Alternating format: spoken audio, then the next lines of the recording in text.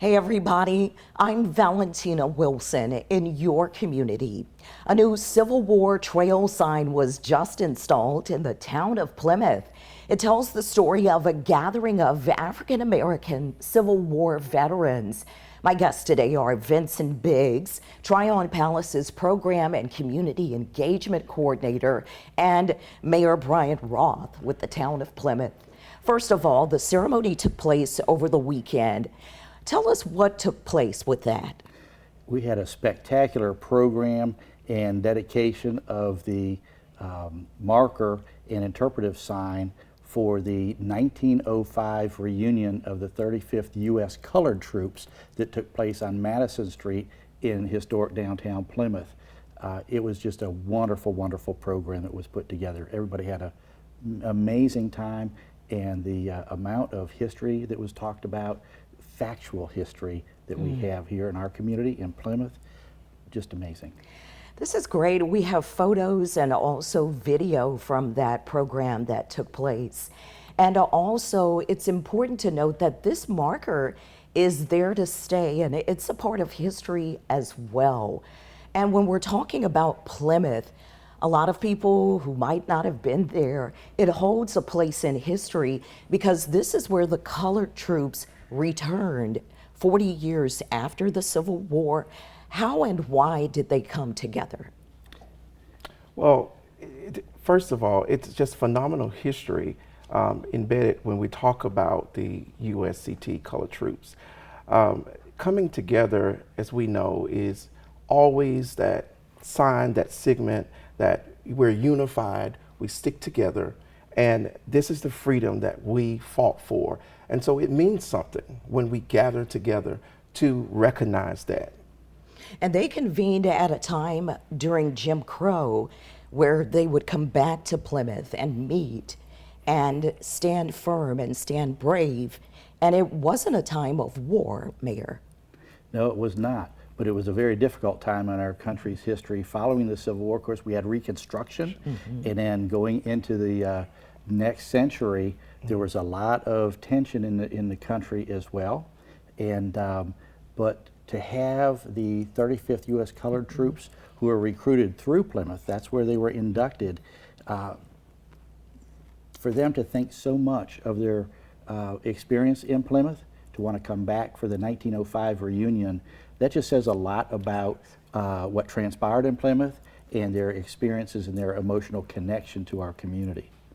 And we can imagine that there are some family members who are still in Plymouth to this day. We have, thank you for bringing that up, we have a roster, of course a lot of the records are not complete, but it has just under 60 names. And we passed it out on Saturday at during the program. When you go down that roster of names, it's got first and last names, and they were all from Plymouth and Washington County. Now there are people from other counties and towns as well, but we have the folks that were specifically recruited who resided or were born and raised in Plymouth or Washington County.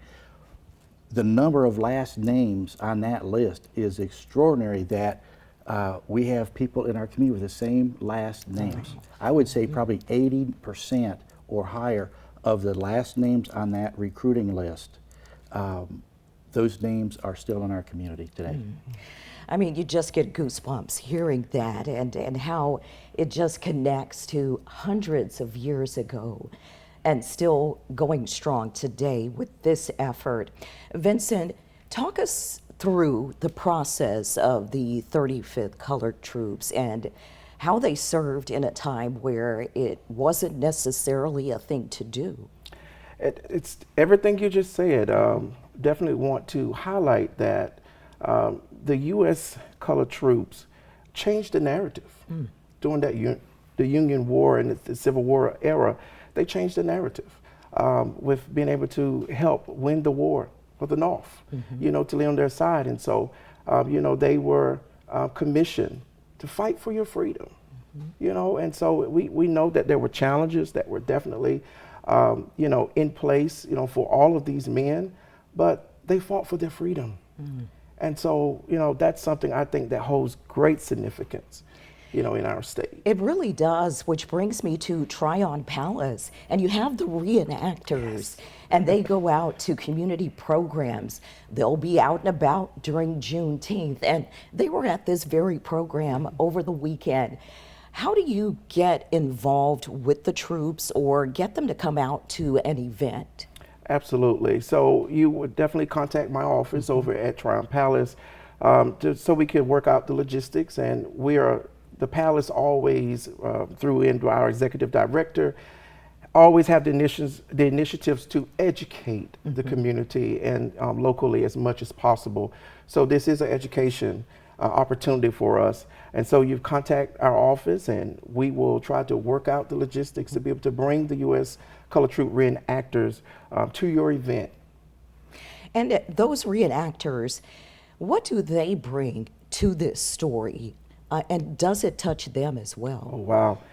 They're passionate, very passionate about what they do. I oftentimes joke with them sometimes, like, you all are acting just like the actual soldiers, but they're very passionate. This means a lot to them. This is phenomenal history, not just for Plymouth, but New Bern, and for our state. And so this means a lot to them. And their reaction, they put their soul, they put their heart into it, with the ultimate goal to make sure that when people walk away, they understand who were the U.S. Color Troops. They surely do. And it's a reminder to us all that history lives on. Mayor, finally, where can people find this Civil War trail sign? It is at 308 Madison Street in Plymouth, North Carolina. And we would love to have people come, but Plymouth was a very pivotal location towards the end, particularly towards the end of the Civil War. We were a major supply depot for the North. And within the last year of the war, the Confederacy made it a very decisive decision to try to cut the supply line and eliminate the Plymouth Supply Depot. And so we have a lot of historic markers. We have a fabulous Port of Plymouth Museum on East Water Street, downtown Plymouth as well. Encourage people to come and visit us. Excellent. For contact information for Tryon Palace, what do you have for us? So definitely you can always visit our website, Tryon Palace website, and also we encourage everyone to stay connected with us on our social media platforms. Social media is the way to go, it seems. Great video and photos, a compelling story, and also we want to say thanks to the Color Troop reenactors who put on those sometimes hot uniforms in the summertime. Right. They don't seem to mind at all, and you might see them at a parade or some type of event near you in the near future. Any lasting things you want to say to children? We've been talking about history, but what about kids and how this educates them?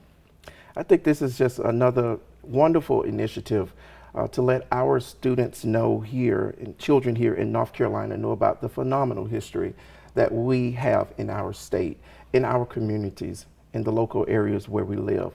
And so I think programs like this, the reenactors and events that were held in Plymouth, is another way to just identify how rich our history is in this state. So we encourage the kids to become involved, the schools to connect with us so that we can bring this education to them.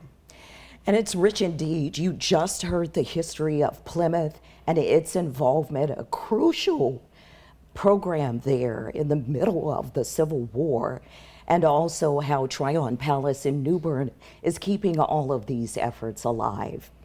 Thank you so much for coming in. Thank you. I'm Valentina Wilson in your community.